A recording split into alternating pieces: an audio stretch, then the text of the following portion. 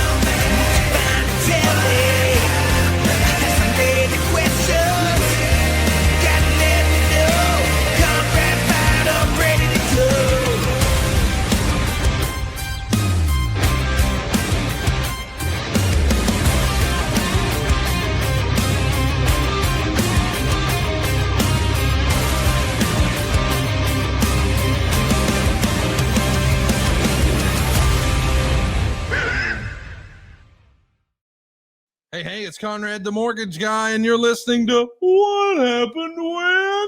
With the voice of your childhood, Tony Schiavone. Tony, what's going on, man? How are you? I'm doing okay. I hope everybody out there is okay as well. It's good to be with you once again, Conrad.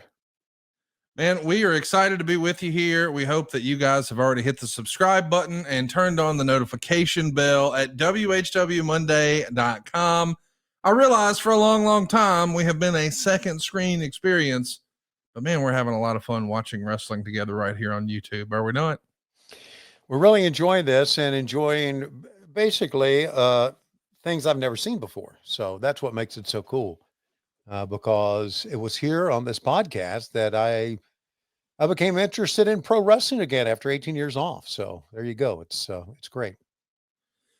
We're looking forward to it. We've got a big pay-per-view this weekend going down in St. Louis. I, for one, am fired up for Wrestle Dream. I'm going to be there. You should too. Tickets are on sale right now at AEWTIX.com. And we've got an entire weekend planned for all of our low-key big hogs and our top guys. We're doing a get-together right there in St. Louis. Got some special surprises up our sleeves, to say the least.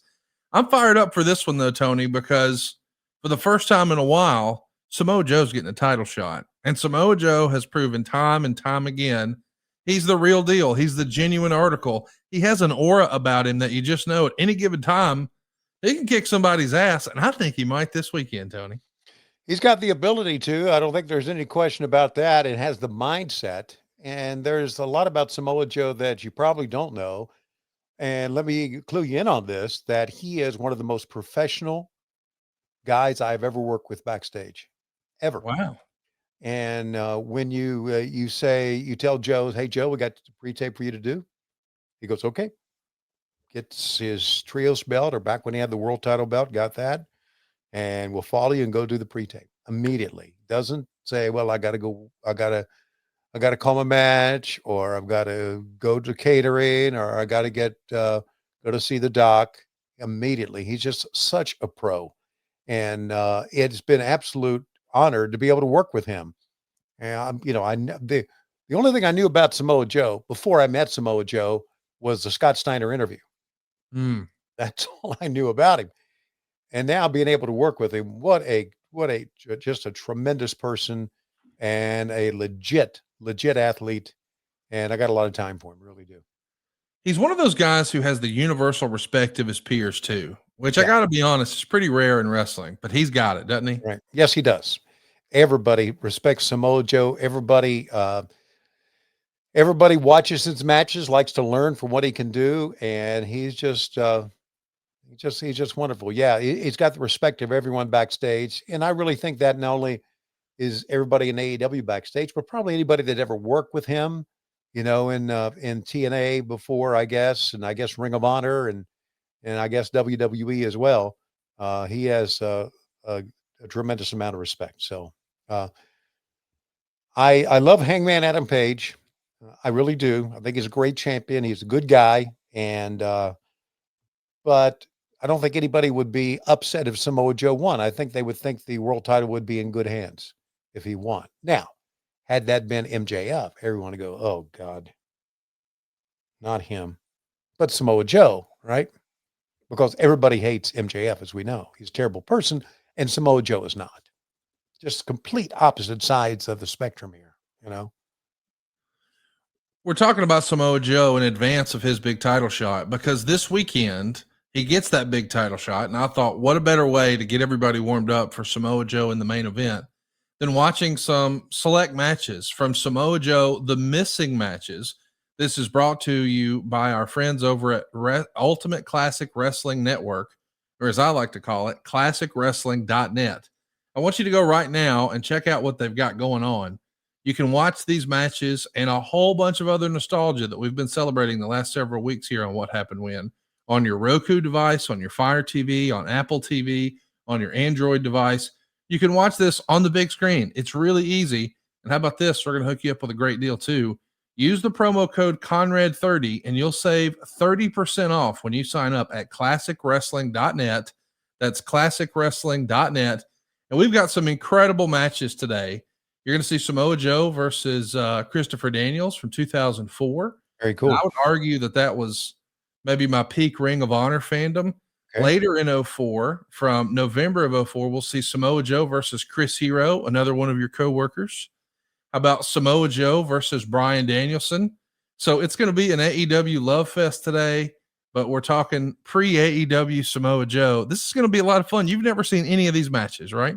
No, I've never seen any of these matches, and that's what makes it so great. It's going to be great this weekend in St. Louis too. Not only the Samoa Joe match, but what about the I Quit match between Darby Allin and Jon Moxley? You think there's going to be any social media clips of that match? They're going to pull out all the stops. I don't even want to pretend to know what they've got in store, but I know it's going to be a highlight reel. Yeah, this has gotten pretty crazy. As only anything Darby Allin's involved when it can, and of course Jon Moxley's kind of like much the same mold as Darby Allin as far as loving to do crazy stuff and push the envelope, so to speak. So I have no idea what's going to happen, but I can only tell you this: I'm going to be running if I'm doing that match.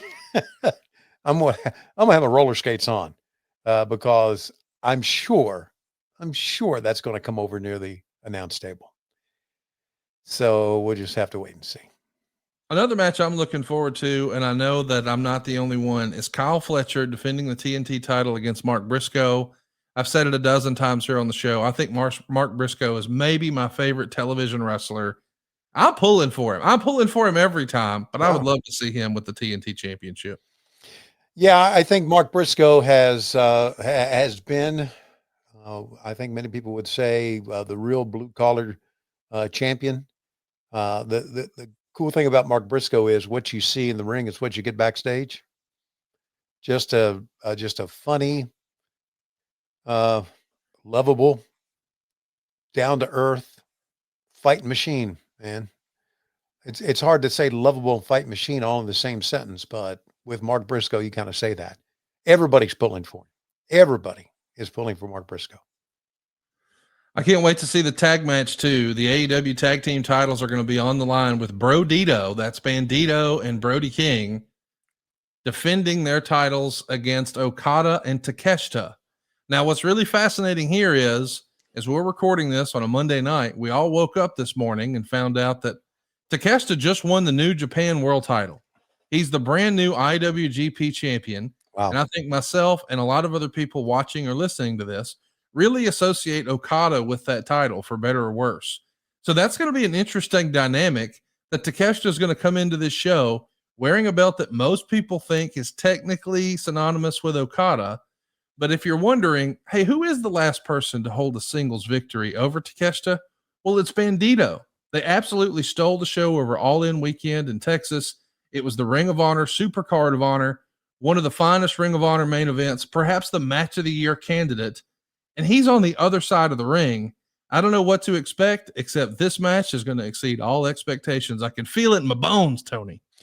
Well, I think I think Brodito, they have been very good champions, but can you get a better tag team than Okada and Takeshita? No. I don't think you can.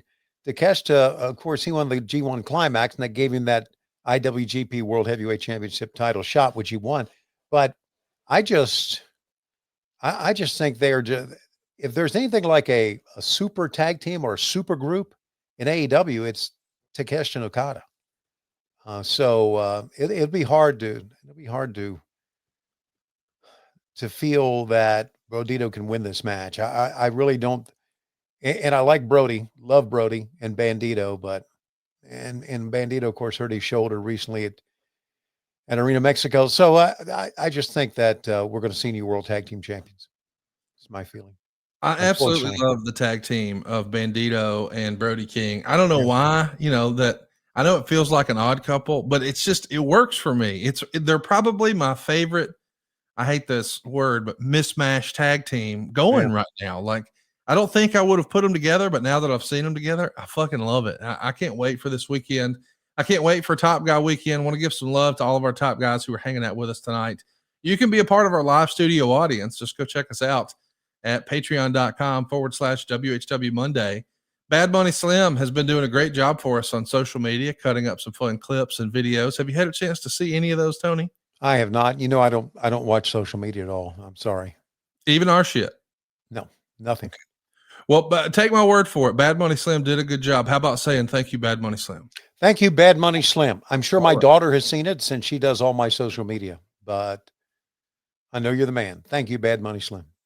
Coach Rosie's here. Jack the Phone Guy. David McClay was at the TNA show last night. He saw the Dudleys' last match. Did you hear that, Tony? The Dudleys have wrestled their last match. The Hardys beat them last night in Lowell, Massachusetts. I bet it was a great match. Super fun. Greg Jacobson's here. Derek Zoo, shout out to him. Just turning 40 the other day. The Homeroom King is here. What a great fucking handle that is. Brian 2153 is in the house, and man, we got a packed audience. We greatly appreciate you guys hanging out with us. We're going to be watching some fun Samoa Joe stuff. But before we do, I wanted to break out an old fancy dancy top five. Tony Schiavone wanted to talk about the top 5 most underrated WCW segments that fans forgot about. That's an interesting one. The top 5 most underrated segments that fans forgot about. Coming in at number 5 on Tony's list is the Dangerous Alliance's TV takeover. Talk to me about this one, Tony. Well, let me say this first of all. Okay. I forgot a lot of WCW stuff. Sure. So there's a lot of this that I don't remember. And so I looked at this and I thought, yeah, why not? Because I don't remember it. So there you go. I put it on there. All right. Well, All there right. you go. It was so good. Tony doesn't remember it. Number 4, Cactus Jack's Lost in Cleveland vignettes. Do you remember that, or do you Oh have the boy, same level of Cactus Jack amnesia? no. Here's what I remember about that. Tim Schiavone, who's 37 years old now, played Cactus Jack's long lost son. And we told Tim when we shot this, we told Tim, we said, Tim, listen, when Cactus Jack says, "What's your name?" You've got to say, "I'm Tim." And so I think Cactus Jack looked down at Tim and he said, "What's your name?" He said, "You know who I am." Just like that. And we had to redo it once again. And John Michael was with us as well. And we were downtown Atlanta. And this is just my part of it that I remember. And John Michael ran in front of a fucking car and almost got hit. Those two things I remember because we had the kids in it. So, but, you know, to me that I think a lot of people shit on this. Do you remember that? Okay. They do shit on this. Yeah. Yeah, they did shit on this, but I thought Mick played a hell of a role in it. I thought I thought only someone like Mick Foley could pull this off. And I thought it was pretty good, to be honest with you. That Mick Foley would have amnesia and would be lost and would be found again. And why not a good place in Cleveland to be lost in? Coming in at number 3 on Tony's top 5 most underrated forgotten segments is the Goldberg Raven U.S. title match. This went down in 1998. This is in advance, of course, of Goldberg beating Hulk Hogan for the world title. But this one makes your list. What about this one stands out to you, Tony? I think what made this so good was, first of all, it was a great match. Number one. And I just think that it was one of those matches that helped make Goldberg the star that he became. And it showed us that Goldberg could do a lot more than just growl and spear and jackhammer. And I think Raven gave him a hell of a match. So I think if you're looking at the stair steps where Goldberg becomes a star, I think you got to look at this match as one of them. Yeah, listen, it was an incredible match. I agree with you. I do remember, Raven had a lot of momentum coming out of his match with TDP. He had just won the title, and the next night Goldberg beats him for it. I would have liked to have seen Raven get some sort of a push, but man, Goldberg at that point had become undeniable, don't you think? Yeah, I think I think you're exactly right. I think that we WCW realized what we had there, and you had to continue to push him.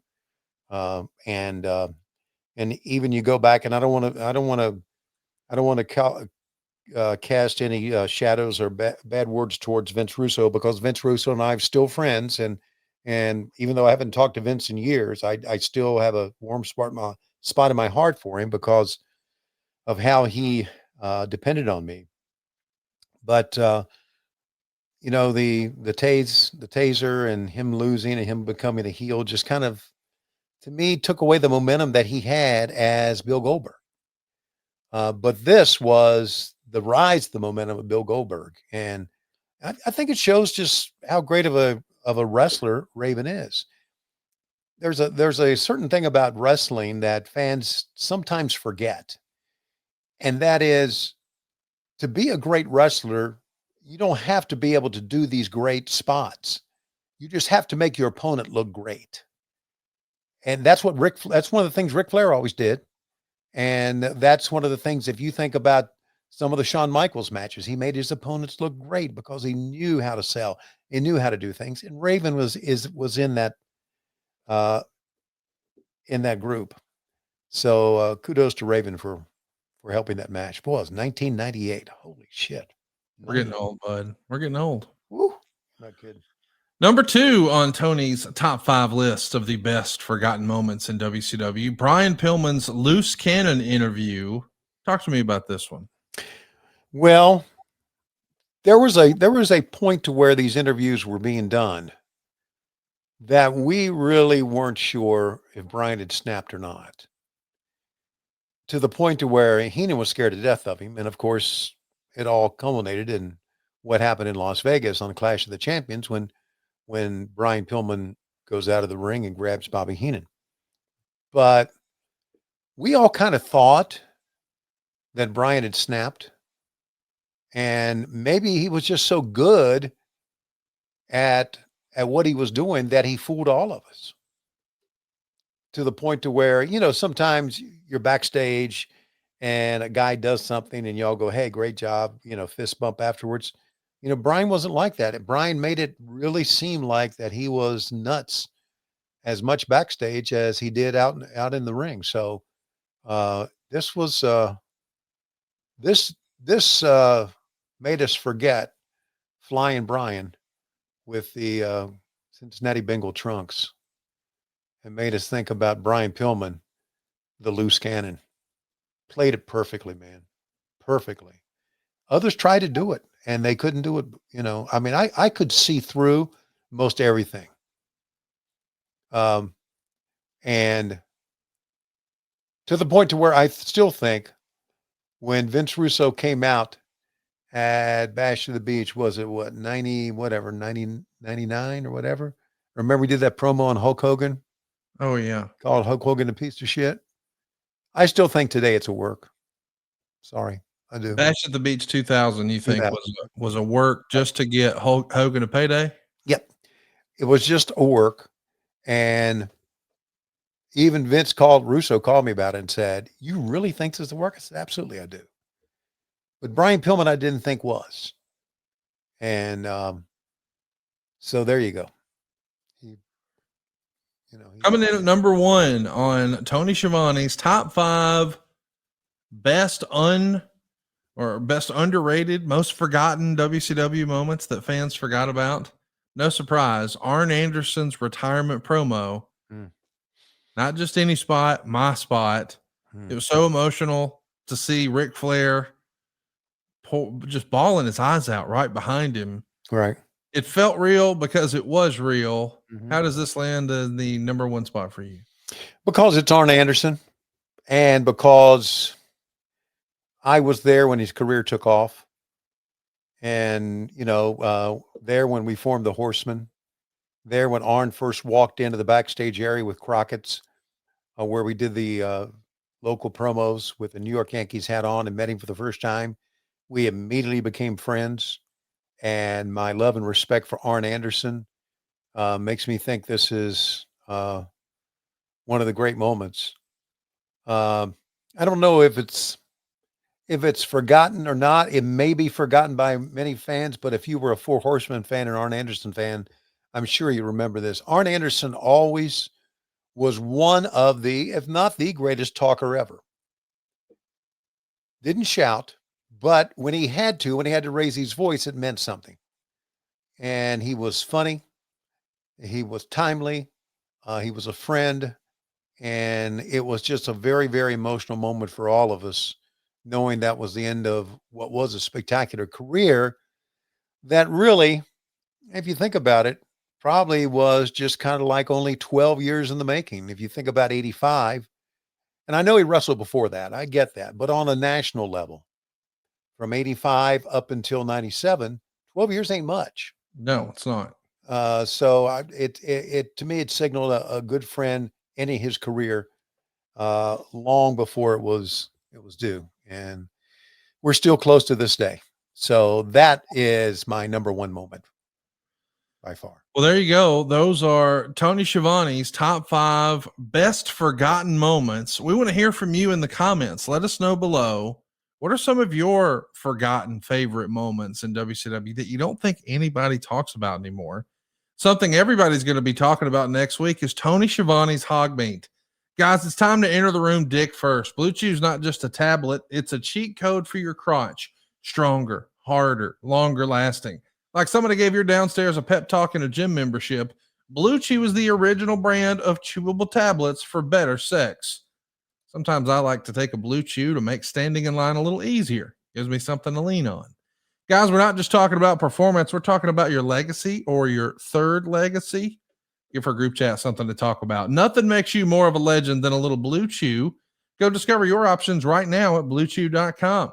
And we've got a special deal for our listeners. As always, get your first month of Blue Chew free. Just use the promo code WHW at checkout and pay $5 for shipping. That's it. Join Blue Chew's mission to upgrade humanity one thrust at a time. Head on over to bluechew.com for details and important safety information. And a big thanks to Blue Chew for sponsoring today's podcast. Tony, I got to ask. Go ahead. Do you consider yourself a shower or a grower? Are you talking about gardening in the back? No, I'm talking about your penis. Oh, I don't know. I guess if it would grow. Well, it does with Blue Chew. With Blue Chew, I'm talking about on its own. If it, then I would show it, but it takes some Blue Chew to get it to go. So you're going to say you're a grower, not a shower? Yeah, I'm a grower. Yeah, I got you. Silva, voice of God, are you a shower or a grower? Long time grower.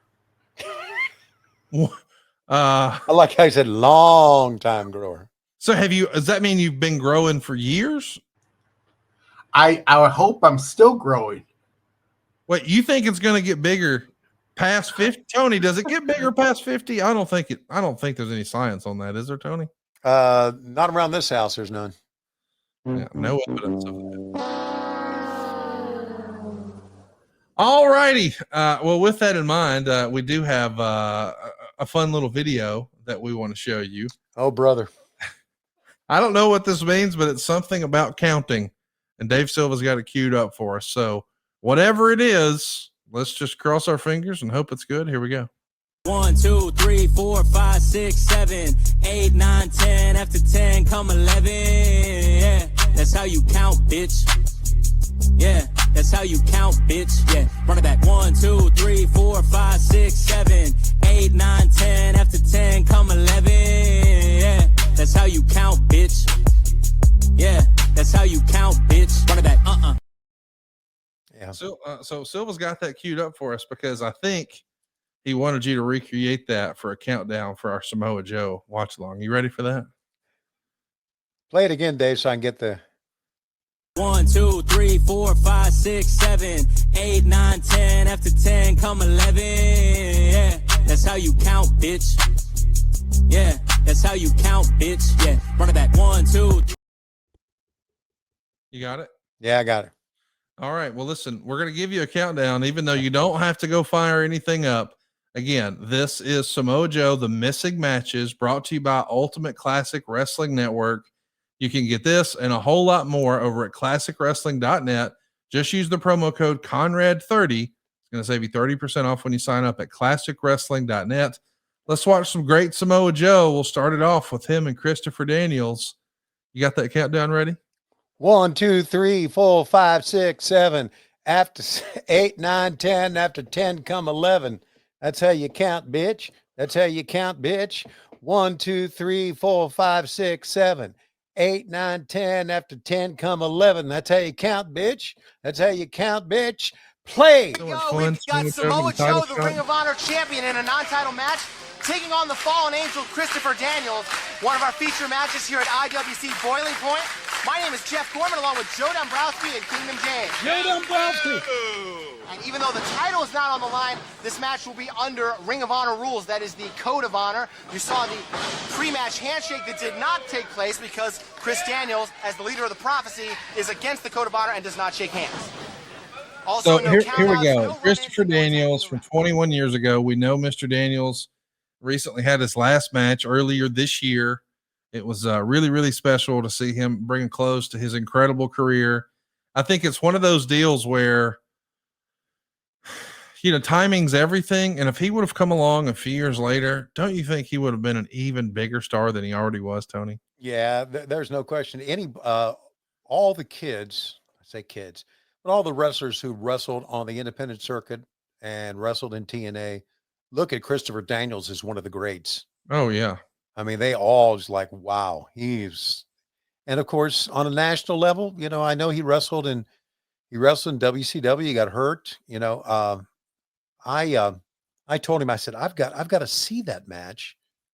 And when he wrestled in WCW, and I guess I called the match, but I didn't remember this because he just that was his shot, and it didn't work out. And but he has become quite the star through, even though not on a WWE or WCW or that level. And he was unbelievable. I remember watching a lot of wrestling in TNA, and we'll call it 04 and 05. And some of my friends, I mean, I had one friend in particular, Christopher Daniels was her favorite wrestler, and it wasn't even close. And I don't mean favorite TNA wrestler. I mean just favorite wrestler. Like in that era, if you could have said, hey, Stone Cold could come back, or you could see a Christopher Daniels, she wouldn't hesitate. Christopher Daniels. And I think a lot of people feel that way about him. It's hard to believe. I think he wrestled his first match, I think this is right, 1992. Wow. I mean, so he's been doing it for a long time. And when he did get that shot in WCW, because I think there were only a handful of matches, I know that he worked some like enhancement stuff. But I think it was like worldwide in 2000. And then there was a Nitro in 2001. Oh, he did a dark match in 2000 as well. Okay. So Christopher Daniels versus Mikey Henderson was at the Staples Center in a dark match in 2000. Chris Candido picked up a win over Christopher Daniels in Knoxville for a worldwide taping. Kwee Wee beat Christopher Daniels in Long Beach, California in October of 2000. And then the match you're referencing was a Tuesday Nitro from Winston-Salem, North Carolina, January 22nd, 2001. It's no wonder you don't remember that one, Tony. You've described that era of WCW as a coffin on roller skates. Yeah. Daniels and Mike Modest, they went to a contest, 6 minutes and 56 seconds. And if memory serves, isn't this when he tried to do some sort of a springboard and gave himself a stinger or something like that? Yeah. Yeah, that's right. Self-inflicted injury. Yeah. Yeah. Man, what could have been Christopher Daniels, dude. Now, of course, he's one of the more invaluable pieces of the puzzle behind the scenes with AEW, don't you think? Oh yeah, it's Christopher Daniels is a big part of the producers / coaches. And one thing about Chris is when he is talking or going over something, he's almost as loud as Eddie Kingston. And I said almost. No one's as loud as Eddie Kingston. But Chris is close. Very, very boisterous, very strong voice that he uses, and got a lot of time for him. Really do. I'm really excited to have being able to be working with Christopher Daniels. Daniels, of course, was one of the first wrestlers to consistently make a full-time living as an independent wrestler. You know, when I think about guys who did that in that era, it was guys like him and Sabu. And really, you know, Daniels was able to dust off some acting chops. I think he worked at some of the different theme parks. And whenever they had like a show or a production, you remember these, where they would have like a Water World show. He did a phenomenal job. And I think that's what made him so special. And I think a missed opportunity for one of the larger companies, because not only could he do the in-ring and the athleticism, he had all of that, but he could act too. And man, when you combine both of those, it's a perfect formula. In an alternate universe, let's say WCW doesn't go under. Let's say he doesn't have that fluke injury in January of 2001 and WCW continues. I could have seen Christopher Daniels being a real player in the cruiserweight division for WCW. Don't you think? Yeah, there's no question that's spot on. Christopher Daniels in the cruiserweight division, because, you know, our cruiserweights were, and I know we had some of the stars leave by the time Christopher got there, but he would have been very, very good in the cruiserweight division. He also, something you may not know about him, he's a very, very big comic book guy, very big, into comic books. And I'm not talking about the movies. You know, there's obviously been a big difference between the comic book superheroes and now the movies. Chris is really big, knows a lot about comics. He has given me a lot of comics for me to read in my spare time. And so And we see him in a lot of comic book T-shirts in the back as well. So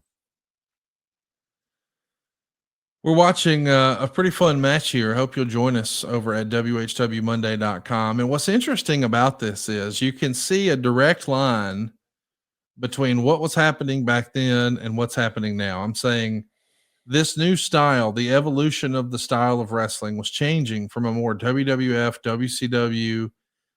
It was a faster paced, but also more logical. And one of the things I think that has changed from back then to now, especially in Ring of Honor, and I know this isn't a Ring of Honor match, but here Joe is certainly the Ring of Honor champion. He's in the middle of his incredible run as champion. He was champ for like 2 years.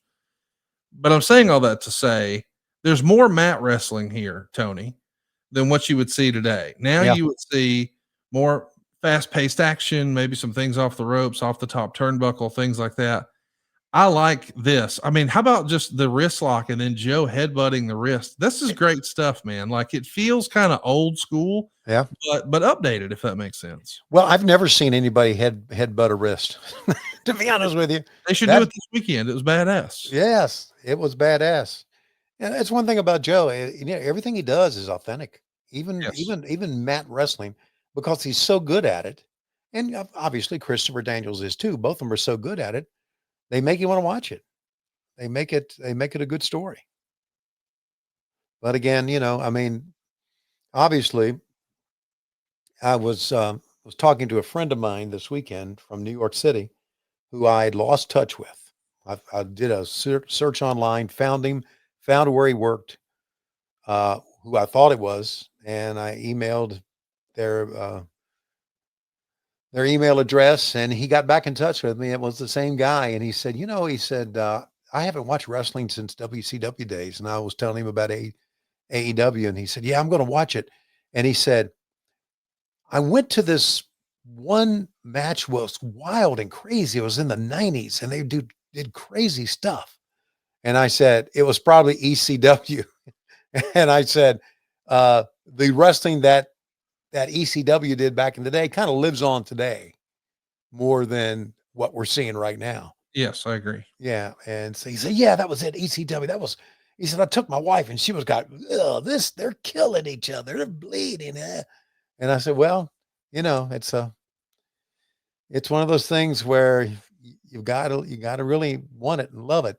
You know, it's an acquired taste. What was your friend's name? Derek.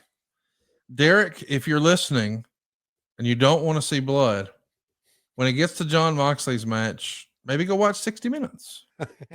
Check the scores of the ball games. I don't know what's going to happen, but if you've got Jon Moxley and Darby Allin, yeah, I would think that there may or may not be some color. Yeah. Maybe. Derek and I hadn't talked in 25 years. Well, that's what kind of friend you are, you know? I was getting ready to say the same thing. Proves to you what type of friend I am. Because when this is all over, Conrad, you won't ever hear from me again. You'll think, I'm aware. Yeah, he's either dead or just in the mountains somewhere. To be your friend is to just endure. Yeah, endure. You know, one disappointment after another. Mm-hmm. And today is perhaps the anniversary of the biggest disappointment I ever had. My whole relationship with Tony Schiavone. Today is your wedding anniversary? 7 years ago today. Wow. I made Megan Flehair the luckiest woman on earth. And they say it wouldn't last. Who said that? So Samoa Joe right now in just on hands and knees. Look at this, man. Both men are doing a good job of selling. Yeah, buddy. We're getting a grid match here. We're talking 27 minutes and 35 seconds. I mean, they're going to pull out all the stops. They got plenty of time. A worthwhile main event for sure. I don't know if you saw this, but over the weekend, AJ Styles wrestled John Cena down in Australia for their Crown Jewel event. Okay. But AJ paid tribute to both Samoa Joe and Christopher Daniels. He did the Coquina Clutch in tribute to Samoa Joe. Mm-hmm. And he did the Angel's Wings, one of Christopher Daniels' finishes. Mm-hmm. So I thought it was really cool to not only see John Cena pay tribute to some of his favorite opponents, but AJ got in on the act too. And it wound up being two of these guys. How cool is that? Yeah, Jack the Phone Kite had also mentioned that during our comments here tonight. Jack, we appreciate you. I think it's great. I think as wrestlers develop friendships and develop closeness, regardless of what side they're on. I mean, when it comes to wrestling wars back in the 90s, right? It was really more the companies than it was the guys Yeah. and girls. And it still is that way today. I mean, there's still people who are friends with, AJ Styles works for us. Still people who are friends with John Cena that work for us. Um, and Adam Copeland proved that in the match that they had in Toronto. So yeah, the friendship, continues because as you know, and as I have proved many times, friends are important. This match is IWC Boiling Point is the name of the event. Coach Rosie was asking what city was this in? This was in Monroeville, Pennsylvania at the Monroeville Sports Center on September 25th, 2004. Monroe, where? Monroeville, Pennsylvania. Monroeville, Pennsylvania. Okay, I thought you said Monroe, Louisiana. No, Pennsylvania. Pennsylvania. You got any good Monroeville, Pennsylvania stories you can share with us? I do not. Can you look up on your, can you put in your Google machine and tell me what it's close to in Pennsylvania? Sure. Go ahead. Anybody know? Anybody on our live telecast, podcast tonight knows where it is?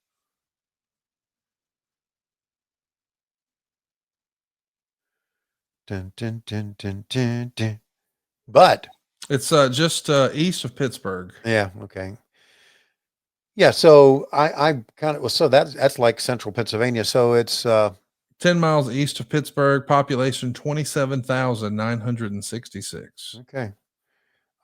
So most things I know about Pennsylvania are on the eastern side. Philadelphia, Allentown, Easton, Bangor, Wind Gap, Penargil, Rosetta. Are you just saying random words right now? No, that's actually where my family's from up there. Oh, I got you. I can never tell with you. Yeah. Well, I mean, that's the way it does on Saturday night. You never know if I'm saying it's just random words or actually talking about a match. That's what makes it so fun, really. Isn't it? Isn't it really what makes it so fun? Look at Joe. How about that? Taking his forearm and rubbing up against the nose of Christopher Daniels, slapping your face, and Daniels says, "This is good." Yeah, you This is can pretty tell good that exchange. these guys are not working like this is an indie show. Right. And the fans are, well, as fans would back then, clapping. These days they tweet. Yes. By the way, Samoa Joe was on a tear here as the world champ, but that tear would end, surprisingly, in Philadelphia at Ring of Honor Final Battle the day after Christmas in 2004. Austin Aries beat Samoa Joe, and nobody could freaking believe it. I mean, yeah, nobody's probably, people are probably still scratching their head about it decades later. well, it's just one of those deals where you kind of assumed that he had been champ for so long, he was going to be champ forever. Right. Right. Well, all good things must come to an end. Jason Taylor says no cell phones in the crowd. And Jason, you're right. He says he misses those days. And well, there's something to be said for that. By the way, Samoa Joe was the third Ring of Honor champion. The very first was Low Key. He was champ for 56 days, first winning the title in July of 2002. 56 days later, it would be Xavier who would take the belt off of him and carry that world title for 182 days. But then Samoa Joe would be the champ for an unbelievable 645 days. Jeez. Isn't that bananas? What a performer.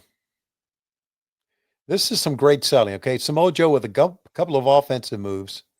And then before he covers the man, he has to get down on his hands and knees to take a breath. Just something that simple it just shows you a great job of selling. You see what he's doing right now? Yep. That's great, man. That is authentic. And that's one of those things where you say, you know what? I know this guy's full of shit and this guy's full of shit, but these two guys are real. That's the hook, man. That's right. I agree totally. Yeah. You want to guess who the second longest Ring of Honor World Champion in history is? It would be, let me guess. So Samoa Joe held it the most. He held it the longest, 645 days. Do you want to guess who's second? Second would be Bryan Danielson. Nigel McGuinness. Oh, God, I'm going to hear that. Like I said, Nigel McGuinness. Oh, 545 days. You would think when a guy gets you reinvested into working out, you'd remember, Yeah. but no. Yeah. Shouldn't be surprised. You can't remember my wedding. Why would you remember he was champ, When's your wedding day? When's your anniversary? Doesn't matter. Yeah. Do you want to guess who is the only 3-time Ring of Honor World Champion? There's only been one guy to win that belt 3 times. Do you want to guess? He works for AEW. Nigel McGuinness. Adam Cole. Wow. Okay. Let me put you on the spot. We saw him kind of say goodbye for a while in July and All In weekend. Have you heard anything about Adam Cole? Do you have an update of any sort? No, I don't. Not at all. I'm in talent relations and I've not been doing my job keeping up with people. I wasn't trying to put you on the spot. I was just asking. No, I don't know anything more about him. I just know that I know that he's not traveling and I know he's home. So, and I know he's a great kid. I do want to ask, when you take a look at, what's going on right now, I don't know if you have any inside information or what you can share with us, but is the talk online true? Did Ibushi break his femur? Conrad, I'm really not able to talk about guys' injuries. I got you. No, I understand. Yeah.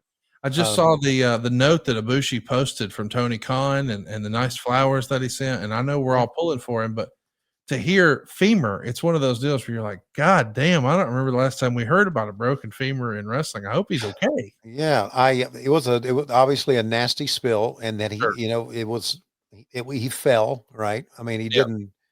And I think if you go back and you watch it, he caught his ankle on the top of the ring rope. Oh, I didn't see that. Or top of the ring post. He caught it and that staggered on the way down. And so then what happened was he hit his leg on the way down. Now, if he said on social media did he say he broke his leg on social media? Yeah, he said he broke his femur on. Well, then that's what we got to go with. But I don't know anything to be able to say that. It's talking about injuries is very, very difficult because we're told not to. Oh no, I get it. HIPAA laws and whatnot. Laws, but right. I was only bringing something up because I felt like it had been disclosed. Right. It has not been announced to the company as of yet. Oh, I got you. But obviously, if he puts it on there, I mean, that's different. That's a little bit different. Yeah, I do know that. He was hurting. He had to be carried out in a stretcher, and it's tough, man. Tony, one of the things I'm looking forward to doing with all of our top guys in St. Louis is I think we're going to watch maybe the first episode of Dynamite since we just passed the 6-year anniversary. Wow. Can you believe that was 6 years ago? Doesn't feel like that was like 2 years ago. It was crazy. Me and Excalibur and JR and Cody and Sammy Guevara in the opening match. And it's crazy. Sellout crowd in Washington. Easily one of the coolest things I've gotten to do in wrestling was be in the crowd, to see you be introduced to that crowd and come through the tunnel and sit at the announce desk after all those years. And now you're back behind an announce desk on TNT. Man, you couldn't have wiped a smile off of my face if you tried that week. That was the coolest thing ever, dude. I appreciate you saying that. I never in a million years thought that would happen again. And it's one of those memorable moments in your life, right? No doubt. Yeah. But it's been great. It's been tough because working in television is tough. Yeah. But it's been great. Joe look at this. He pulled off the 2 count for the Jujigatami. Oh, sorry. I thought it was an arm bar. Yeah.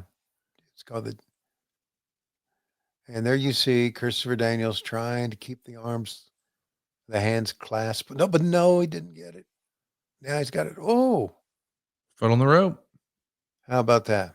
Look at Do you Joe think- huffing and puffing. You think this type of match would work for the AEW audience today, or have people been conditioned to a different style now? I think people have been conditioned to a different style. Although I think like a move like that, Sign me up for this, dude. yeah, And I me don't want to too. take the Yeah, move. But what a cool transition. I used to love when Joe would do that. yeah. That was a staple of his. Phenomenal athlete. Both of them phenomenal athletes. Do you know about Joe's showbiz, his family showbiz background? Yeah, it has to do with dance. Is that right? That's exactly right. Yeah. Okay, that's all I know about it. But it's I like a Polynesian dance troupe or something like that. That's exactly right. Yes. There you go. Okay. With the colorful displays, and I think there's fire and synchronized dancing. I mean, to know that he comes from a family of performers Uh-huh. and then decided to put some athleticism and some violence with it, and Samoa Joe was born. And I've joked on other podcasts that when it comes to Samoans in wrestling, there's the Samoan dynasty of Yokozuna and the Wild Samoans and The Rock and the High Chief Peter Maivia and Roman Reigns and the Usos and Umaga, and there's that family tree, and then there's Samoa Joe. Exactly. I hope I don't pretend to know his personal life, but I hope that he creates his own little family tree of another version of the Samoan dynasty, because he's probably my favorite Samoan wrestler. Yeah. Yeah, he's mine. He really is. And that's not really to shit on anybody, but he really is mine. Because to be honest with you, I don't think I've worked with many of the others, if any. Prince Iakea. I knew you'd enjoy me bringing his name up. I don't even know why you would do that to me. I mean, what did I do to you? And you're doing this to me on my anniversary too. God damn it! It's your anniversary? Well, How many years you been married? Not that you would remember. It's worth a Google. It's worth a Google? Not really. Hey, life happens fast. 1 minute you're driving home after work. The next you see flashing lights in your rearview mirror. Your heart skips, your hands tighten on the wheel, and you start asking yourself, what do I do now? That's when you need someone on your side. And with the Legal Buddy app, you can connect with a local attorney in seconds, not hours, not days, but right when you need help. Whether it's a DWI, a car accident, a criminal charge, or even just a traffic ticket, the Legal Buddy app helps put real legal support right in your pocket. Imagine having an attorney on call, ready to guide you through some of life's most stressful moments. This isn't a call center. It's not a waiting game. It's direct access to a lawyer who understands your community and one who can step in right away. Think about it. When trouble knocks, do you want to face it alone, or would you rather have the confidence of knowing a professional is already on your side? That's the peace of mind Legal Buddy can give you. Here's how easy it is. Go download the Legal Buddy app at LegalBuddyApp.com. Register today and use the referral code LEGAL for your chance to win $250 as an Amazon gift card. Life is unpredictable. Accidents happen. Tickets happen. Mistakes happen. But when they do, you don't have to go through it alone. The Legal Buddy app, always on your side. Download the app today and enter the referral code LEGAL.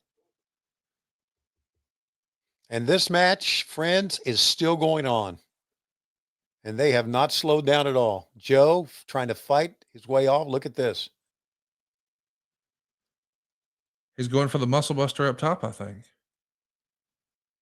Uh-oh, Christopher Daniels. A huge Frankensteiner off the top rope. See Samoa Joe go 3/4 of the way across the ring. Man. Wow. Yeah, I'm telling you, fans would love this match.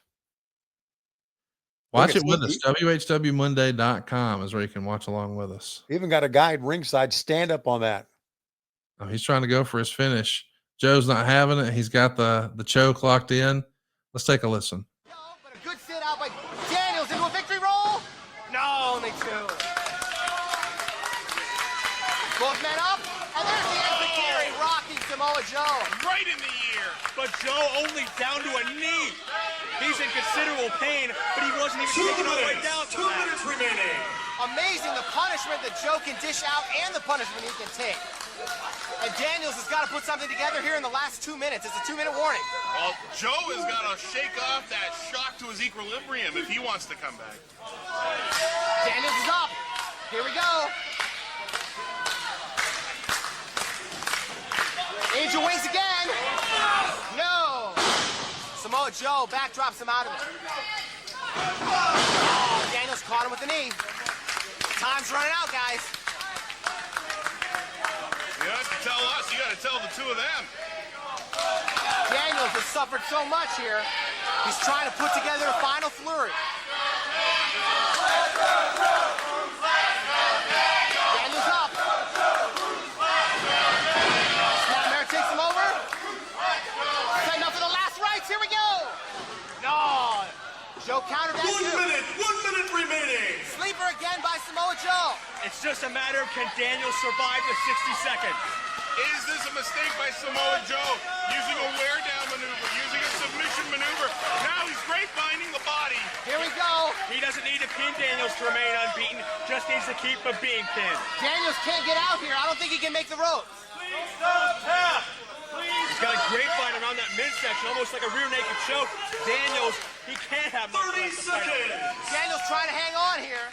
30 seconds is an eternity when you're locked in a maneuver like this. This is a move that Samoa Joe has liked to use, that rear naked choke. That's been his submission of choice for quite some time now. And he's turned that into the full choke sleeper, as it's called, and Daniels is fading. 15. That's 15, that's two. Here it comes. Can Daniels somehow... He's still in it. Daniels still in it. Fans counting down. And it's a draw. It is a draw.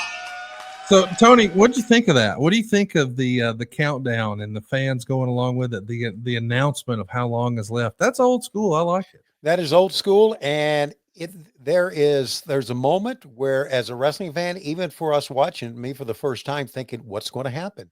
Right? Is he going to go out? Is Joe going to win it, or is it going to be a draw? And I think they just worked it masterfully. That was good, man. That was great. There's a lot of great wrestling over at classicwrestling.net. Be sure to use our promo code Conrad30. Save yourself 30% off. You can watch that match and a whole lot more. Of course, we've got some more Samoa Joe coming your way, but before we do, I don't know what this is, but No, brother. Silva's got a video for us about a broken leg.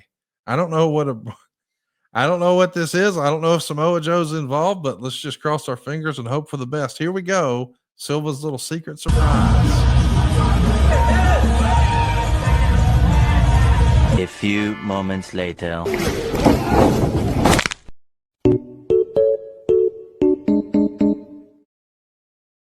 Well, that'll teach you to mock a disabled guy, won't it? Absolutely. That's what you call karma with K. Well, there's something else here that Silva has lined up for us. A little comic relief before we watch Chris here and Samoa Joe. Something about fish. Oh, I don't know what this is, but Silva's got something up his bag of tricks about fish. Oh, here you go. Yeah, okay.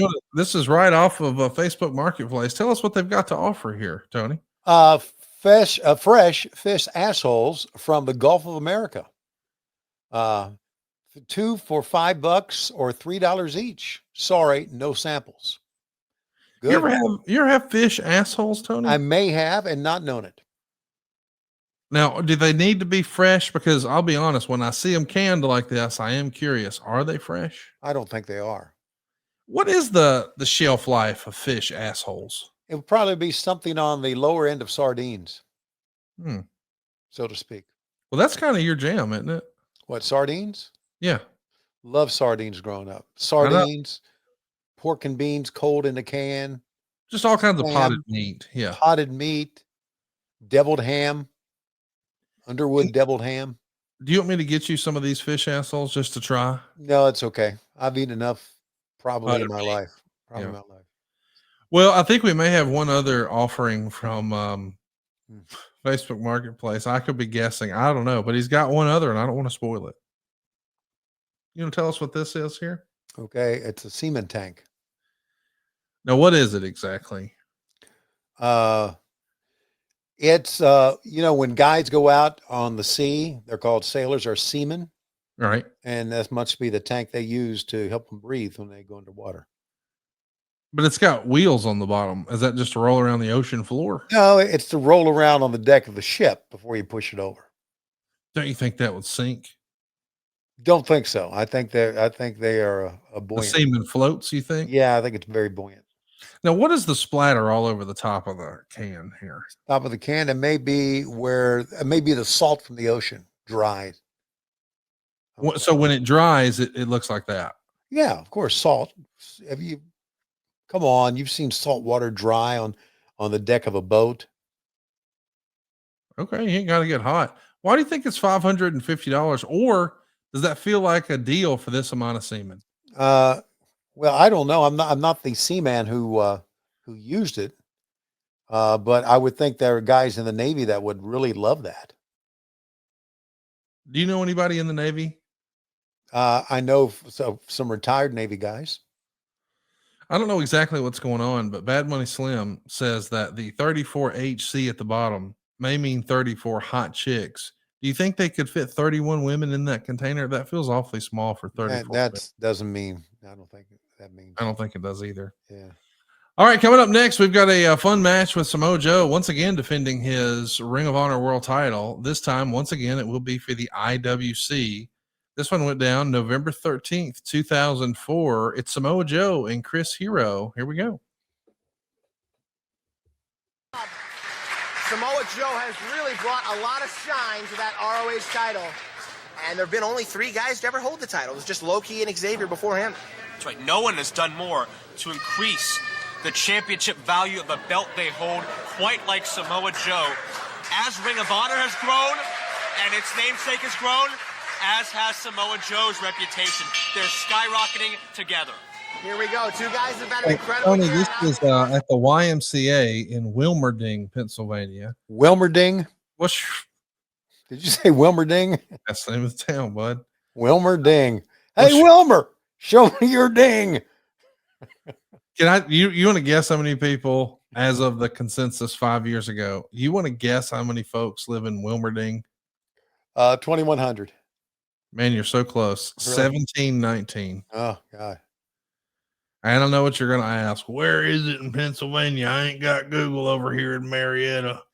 It is just east of Pittsburgh. Of course it is. It's about 12 miles southeast of Pittsburgh. Yeah. Clearly, this is where the IWC spends a lot of time. By the way, I think IWC is where the D'Angelo brothers are running around these days. Really? I just put that together. Okay. You know, we're watching a match with 2 of my favorite people. Oh, we don't spend enough time talking about Chris Hero. Some of our listeners are probably seeing Chris Hero maybe for one of the first times. Catch them up on Chris Hero. Chris Hero obviously did a short-lived podcast with you. Chris Hero Saves Wrestling is one of our coaches, especially works in Ring of Honor. There's a couple of big stars that we have that only really like Chris to be their coach, and that'll go nameless. So a lot of the big matches we have, Chris is the coach. Chris is so knowledgeable about wrestling. He is so enthusiastic about it. He does a great job of connecting with the talent, and he and I have become very good friends. Chris and his girlfriend were a guest of ours at our house for Thanksgiving last year. Rachel Ellering, what a small world it is. Right. All those years ago when her dad was standing shoulder to shoulder with you on TBS, and now she's at your Thanksgiving table. How about that? Yeah, that's great. Great stuff. And Chris is just a good human being. And in real life, a gigantic basketball fan. I mean, big time. No doubt. I mean, a lot of his stuff that he wore in NXT was really patterned after his love of basketball. Right. So I remember you starting the podcast, and it was called Chris Hero Saves Wrestling. And I think it was Can Chris Hero Save Wrestling? Okay, at the height of the pandemic on ad-free shows. Yeah. And Chris Hero Save Wrestling. And I remember thinking, who the hell is this Chris Hero guy? And then I got to meet him, and we quickly really hit it off. I don't spend enough time with him, but I really should. So, an incredible mind for wrestling. If you ever have an opportunity to spend time with Chris Hero, I recommend it. Same for his lady, Rachel Ellering. We jumped at the chance to have her at Ric Flair's last match because I just think she's just a terrific performer. Yeah, I do too. And just a genuinely good person. I totally agree. Yeah. Always smiling. Just a good person. And let's see, does Hero have is that a Batman insignia on the front of his shirt? It's a he used to wear the CH, and it's Superman Oh, okay. inspired. Okay. So it's CH sort of with the With I don't know, the the effect emblem. of Superman. Yeah. Yeah. Kind of like that one right there. Like, Let's go full screen on that. okay, Oh my God, I can't believe that's real. don't. Watch out, Nigel McGuinness. Second longest reigning Ring of Honor champion in history. Look at that there, Nigel. You ought to do the Regal one, where you push it up. Oh, like this? I can't. It's too tight now to push up. Oh yeah. I can't. It's just solid. Watch out. Bad Money Slim wants to lick that tattoo. Okay, watch out. Watch Bad Money. Watch out for this tricep here. May hit you in the eye. Watch out. Oh, look at that. Oh, pop it out right there. Boom. It's tough. When you do that for Lois, does she just slide off the furniture? No, she just slides on, rolls her eyes, and slides on somewhere to another room. Scale of 1 to 10, how annoyed does she get with me and you? 10. I knew the answer. Hey, wait a minute. I'll give it to you. 1, 2, 3, 4, 5, 6, 7, 8, 9, 10, 11. That's how you count, bitch. 1, 2, 3, 4, 5, 6, 7, 8, 9, 10. After 10 comes 11. And that's how much she is annoyed with us. I have a feeling we might listen to that one more time before we watch our last match. I think it'd be great. Yeah. This is really where it all started for a lot of your favorite performers on independent shows like this. This is where they're really honing their craft. In these days, when you get signed to one of the big companies, most of their work is in front of a studio audience or a big crowd, and it's being filmed for television. So you need an opportunity to have some practice matches, to have some rehearsals, to really try some things and get better and find your voice and find your rhythm. And there's no telling how many of these great matches that happened on the independent circuit like this that have kind of been lost to time because they didn't have that big audience. But that's what I love about what we've been able to do here in the last few weeks is go back and watch some early stuff from some of these guys. And we know what a performer Samoa Joe went on to be and what a household name he became. But watching him and Chris Hero here in 2004, this is just good stuff, man. This is probably the peak of my independent wrestling fandom here in late 2004. Well, again, I didn't know what was going on in WWE or TNA, nor did I even know there was a Ring of Honor independent wrestling back then. So sure, this is all brand new and just wonderful stuff to be watching.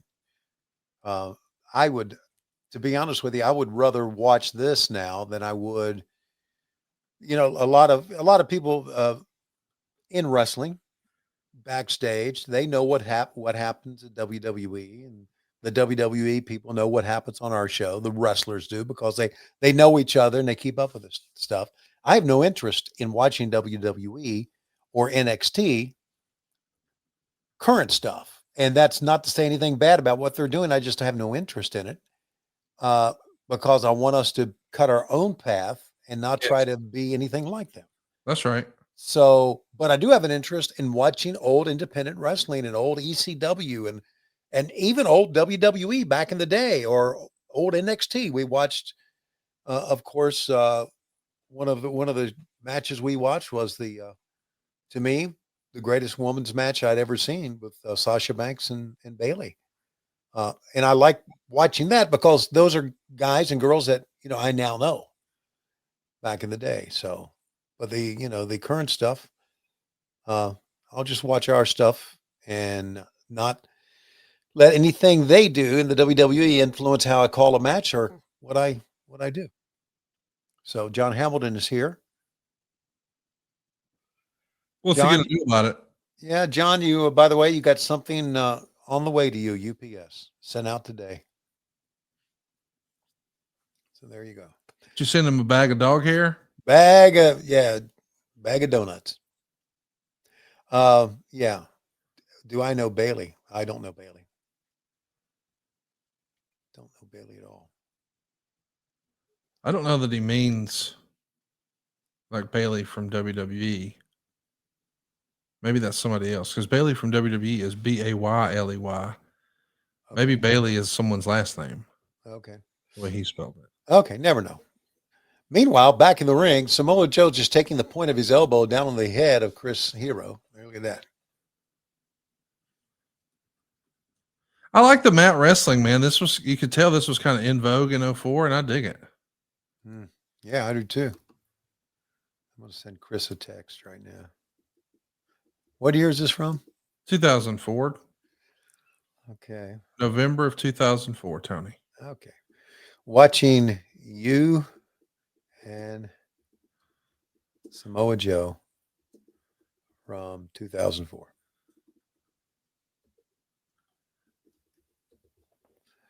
Oh, John Hamilton is definitely talking about Bailey.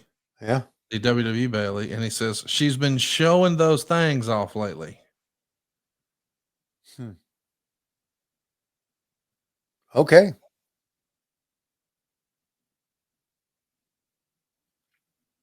There you go. Got to the bottom of that. I got to the bottom of that. I guess that's what they want from Bailey, right? Yeah, I know that she's got a lot of fans online. Go ahead. Well, I'm trying to think of the delicate way to say this. Yeah, then don't say it. They're a big fan of that wagon she's dragging. Okay. Well, I may be wrong here, and I hope I am. But a lot of times when I was on social media and I would see a tweet from a person that says, we need more women's wrestling. Why aren't you giving us more women's wrestling? First thing I thought of was creep. Maybe I was wrong.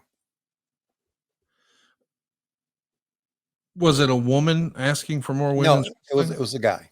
It was a guy. And so you think the only way that a guy would want to watch women's wrestling? Nope. I don't. I don't think that at all. You're saying you've changed your mind on that. I know. I'm just saying that the ones that are just outspoken about it, I mean, just hammer it. Settle down, dude. Settle down. Okay.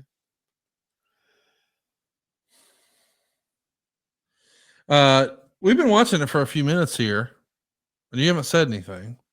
Yeah. So I want to task you with a question here. Oh, brother. Who's the third man in the ring, Tony? Oh my God. Is that Bryce Remsburg with hair? It is. Oh my God. I knew you'd get a kick out of that. Yes. I'm going to send that fucker a text.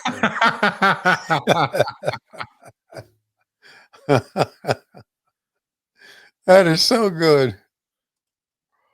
Oh, another one of my favorite people. And we have so many great people that work for us. We really do. It just makes what can be a stressful day fun. Is it weird for you that some of your favorite coworkers now, guys like Chris Hero and Sanjay Dutt and Christopher Daniels, that they all really made a name for themselves during your time away from wrestling, and now I think it's cool. Yeah. Man, is this Bad Money Slim working the camera? Why is he stalking somebody like that? Did you see that? No. I mean, Bad Money Slim's over here in the live watch along talking about Bailey still. I think he's all zooted and tooted up on that blue chew. I told you. You're supposed to chew it and do it. I don't know if it works any other way. Shouldn't Chris be doing Chris just responded, big match for me, super hot crowd. There you go. How about that? And I just said to Bryce Remsburg, watching Hero and Samoa Joe from 04, and you have fucking hair. So there you go. How about a kick out on one there for Hero? How about that? Yeah. Tony, I know that you weren't watching during this era, but this is the era where Chris Hero took a lot of flack for his gear. I mean, he's got custom gear here, but right before this, he was wearing like a t-shirt and parachute pants. People were saying maybe it was too indie. I always thought it was different then, so I liked it. Yeah.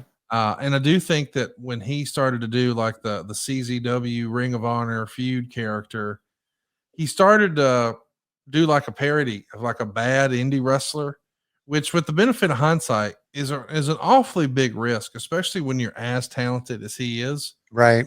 He was able to pull off so many things. And that's one of the things I like about Chris is he was not afraid to be different. Right.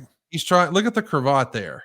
Sure. I mean, that's something that you normally saw with guys like Dave Taylor or Fit Finley, but I loved all this stuff. Like it's Regal inspired, it's European inspired. And I don't know, man. I like different than, and I think Chris Hero was different than a lot of other performers at the time. Yeah, and that just shows you how talented Chris Hero was and really still is.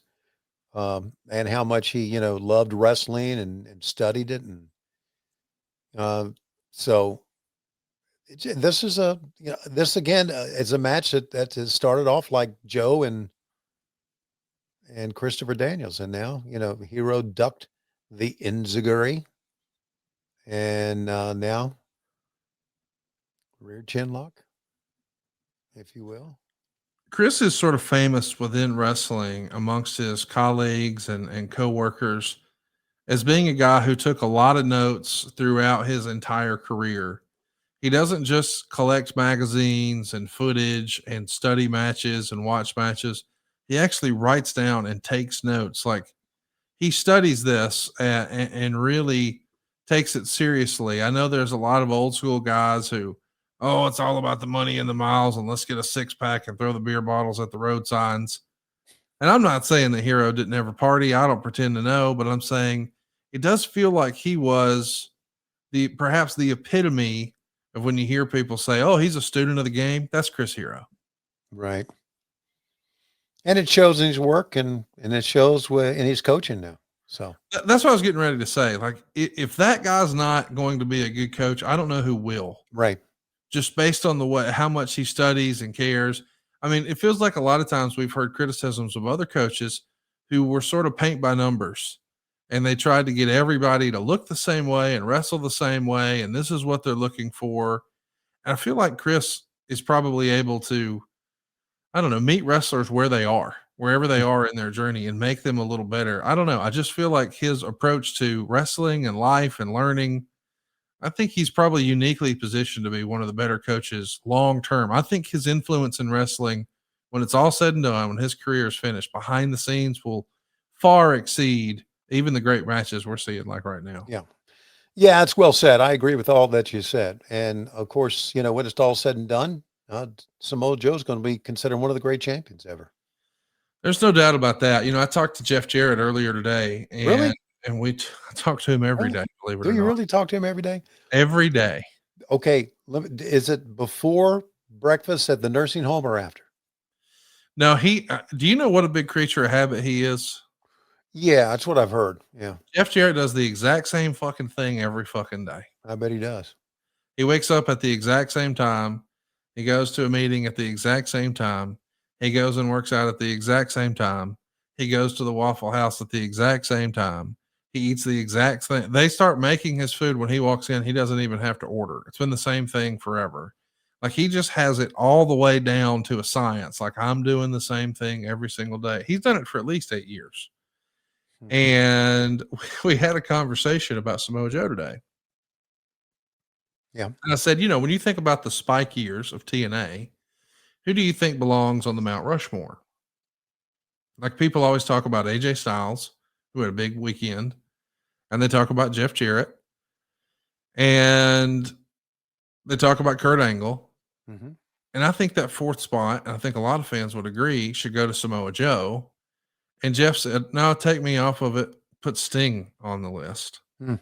And when you think about that crew of the Spike era of TNA, Sting, Kurt Angle, Samoa Joe, and AJ Styles, buddy, that's about as good as it gets, don't you think? That's pretty stiff right there.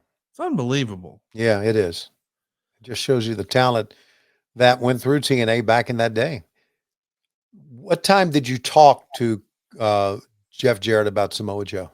10:45 in the morning. You think he talks about Samoa Joe at 10:45 every morning, or do you and he have a phone call at 10:45 every morning? No, he and I we've usually texted a few times by 10:45. Okay. But actually, on the telephone, we probably only talk 3 times a week. Aren't you glad you got to know Jeff Jarrett? He's one of my best friends now, and I would have never guessed that. He was I used to go on Bruce's podcast and call him the human fast forward button, and now I talk to Jeff Jarrett at least 6 times more often than I talk to Bruce. And you shit on Bruce when you talk to Jeff Jarrett. No, he never comes up. Okay. What I like about Jeff is we don't, and you know this is true. A lot of times when you're talking to your other friends, quote unquote, in wrestling, inevitably somebody's going to get buried. They're going to shit on somebody or whatever. Sure. So, you don't believe what this motherfucker did. You know, that sort of right. thing. Yeah. It's like a sewing circle or something. Right. With Jeff and I, it's never that. It's always, hey, what if? Yeah. And we're coming up with ideas.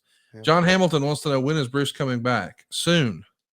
I'm not going to tell you because I don't want to have to move the date, but I will say things are already in motion. Good.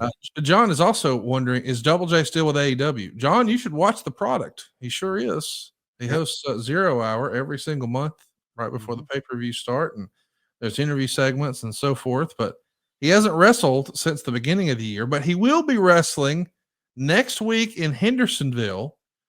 He's got Jeff Jarrett's All-Star Super Slam, and it's happening in Hendersonville. Believe it or not, this is Jeff Jarrett's first match ever in his hometown of Hendersonville. How wild is that, Tony? That is unbelievable. He's wrestled everywhere, but never his own hometown. How's that possible? I don't know. For a man 85 years old, I have no idea how that's possible, but I just think look, there's so many great things about Jeff Jarrett. So many great things. But the best thing about Jeff Jarrett is his wife. Well, I'm not going to argue that. Yeah. Did you see the pictures that Jeff Jarrett posted of him and Miss Karen for Karen's birthday? Did you happen to see that? No. Again, I'm not on social at all. Sorry. Look at Chris Hero take a nosedive. Samoa Joe threw him into a chair, buddy. He bounced off. Them are like chairs from a meeting, from a boardroom chair. That's a boardroom chair. I think you're gonna love these pictures and have fun busting his balls. I'm gonna get Silva to get them ready for us, and he'll let us know. I really can't say enough nice things about Jeff and Karen, but the real star of the family, it's not Jeff, it's not Karen. I know who you're going to say. It's Cody. Cody. I mean, I have been low-key begging to get Cody to Top Guy Weekend. James Elkerai really wants him there, and I, for one, thought this is an excellent idea because you may happen to know what's happening on the 3rd Saturday in October. It's Tennessee versus Alabama. Oh, yeah. Can you imagine if Cody and Jeff were there together when Alabama, who's already a 12.5-point favorite, whacks that ass? It'd be something else. Wow. Tony, did you happen to catch the Auburn-Georgia football game over the weekend? Did not. On Saturday, this is no lie, because there's some days that I just crash, you know? Yeah. Saturday at 7 o'clock, I went upstairs. The game started at 7:30 and fell asleep laying on my bed, looking at my phone. I fell asleep until midnight. Oh, good for you. Okay. Got up. No dogs. Everything was all shut up. Got up and peed, as you do, an old man, you know. Went back to bed and slept till 10 o'clock. Got up and looked at my app and looked at the highlights and everything and understood that that Auburn was crying, and I love that they were crying. You know. Did you see the timeout? The timeout? You know what I'm talking about? No. So Kirby Smart gaslit a referee. Really? And he ran up to him doing this. Uh-huh. And then when they called timeout, he goes, "I didn't call timeout. I was clapping." When the video very clearly shows him doing this. And he goes, "No, I was clapping." And I was like, boy, Ric Flair ain't got nothing on old Kirby Smart. That's the dirtiest player in the game right there, brother. Auburn fans saying, well, he crossed the goal line. Well, if he did, you would have lost 20-17. So there. Yeah. Still got that ass waxed. Yeah, exactly. We're still watching a fantastic match here with Chris Hero and Samoa Joe. We sometimes make fun of bad wrestling. There wouldn't be anything to make fun of right here today, Tony. No, both guys can go. Both guys are very, very talented, very athletic. Chris says, big match for me, super hot crowd. This is him responding to my text. Not sure if it was the first time, but I hadn't heard a crowd battle back and forth with dueling chants before that match. Well, you know what? When they get going here in a minute, we need to take a listen. Yeah. Matter of fact, let's just check in right now. See where Check we it are. in. To protect his head. Samoa Joe gets it down. 2. No. Hero tried to No. turn the weight into a pinning combination. Samoa Joe kept rolling with it, and he almost got the pin. A Hero hugging the rope for dear life here. He feels he can't get pinned if he's holding the ropes, you know? But Joe, just to finish, even if Chris Hero goes to the time limit, even if he deserves another title match, I just don't think he's going to get the opportunity. He's got to do it tonight.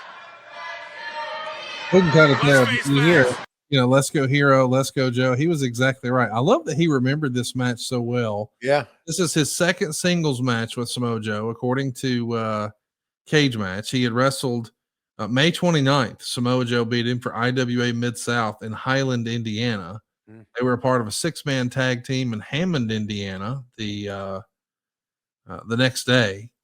And then there's this match, November 13th, a couple weeks before Thanksgiving. Samoa Joe and Chris Hero are going to go 32 minutes in this match, Tony. Yikes. The other one went a 30-minute Broadway, didn't it? Or Yeah, was it? went all the way to a draw on that one. Wow. Hey, speaking of a draw, our crack producer Silva has found the happy birthday tweet that Jeff posted for Karen. Okay, great. And when I saw it, it made me laugh out loud. Let's see if you laugh as much as I did. Let's take a look. So there's one of the photos All right. that he posted, and here's the other. Okay. Now, all I could think when I saw these two photos, I said to myself, did Jeff just go through his phone and say, let me find the ones that make me look the most jacked and make sure Karen's in the motherfucker, and then we'll post them. And so when I'm busting his balls today after the show saying, I forgot to bust your balls because you motherfucker, you dug through your phone, say, let me find the photos that make me look the most jacked and make sure Karen's in them. And he said, no, you got it all wrong. Ask her. She sent me the photos. And that made it even funnier to me. It's like, wait a minute. You had your wife send you photos of y'all so you could tell her happy birthday on Twitter? Like, tell me that that to me, that is peak husbandry right there. Honey, I want to do something nice for you. I want to send you a real thoughtful tweet. Would you go ahead and write it and send me the pictures and I'll post it? That's only Jeff Jarrett can do. What a worker. I love him so much. Because those photos are a Jeff Jarrett thirst trap that Karen's barely into some bitches. And then he goes, no, she sent them to me. Wait a minute. What? You had your wife send you pictures so you could post to tell her happy birthday? Unbelievable. Come on, man. Unbelievable. And honey, I can't wait to see what I got you for Christmas.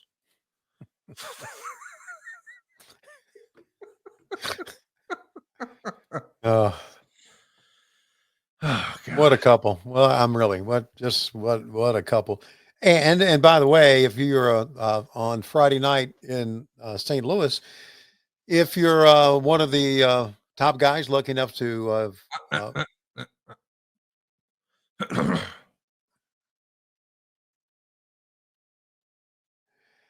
if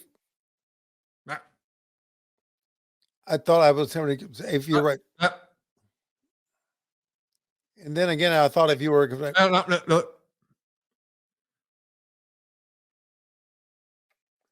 Okay, on Friday, I'm going to be at 1 million sports cards in St. Louis. Oh, okay, cool. Yeah, going to be going through their 1964 tops.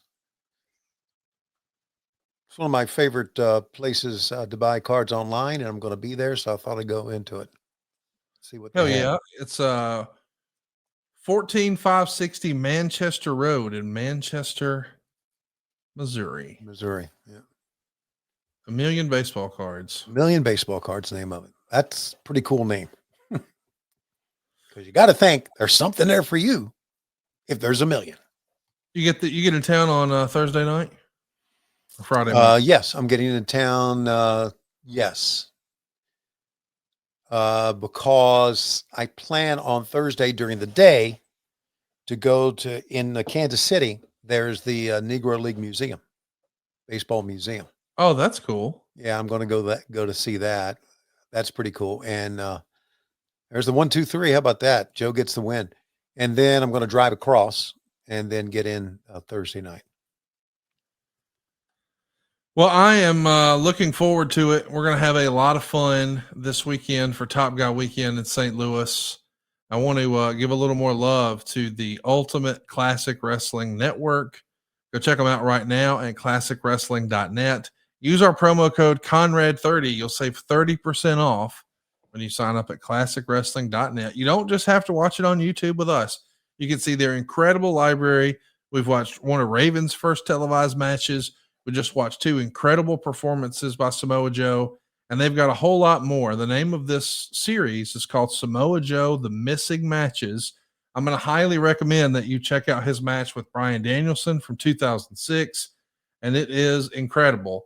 But next week, Tony, right here on the show, we're going to be watching back one of the most infamous Ring of Honor shows from back in the day. It's called Night of Spectacles. It's easily my favorite match in Ring of Honor history. Bryan Danielson is going to take on AJ Styles in the main event. We're also going to see one of the more infamous moments in Ring of Honor history, Teddy Hart in the Scramble Cage match. Oh, God. We'll also see Christopher Daniels versus CM Punk versus Samoa Joe versus Steve Corino. The Briscoe brothers are going to challenge for the Ring of Honor tag team titles. It's a blast. Can't wait to do it next week. But right now, Tony, it looks like it's about that time. 1, 2, 3, 4, 5, 6, 7, 8, 9, 10. After 10 comes 11. 1, 2, 3, 4, 5, 6, 7. Dave Silva's a motherfucker. Count to 11. 1, 2, 3, 4, 5, 6, 7, 8, 9, 10. After 10 comes 11. That's how you count, bitch. That's how you count, bitch. Count your blessings that you're with us every Wednesday. We come to you Wednesdays on the Libsyn, that is Libsyn, bitch, podcast network. The Mondays, we come to you on Patreon, patreon.com/WHW Monday. And of course, adfreeshows.com.